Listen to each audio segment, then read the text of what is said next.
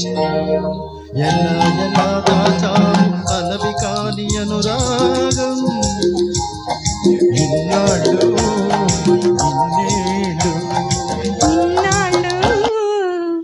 ఇన్నేళ్ళు మేడం గారు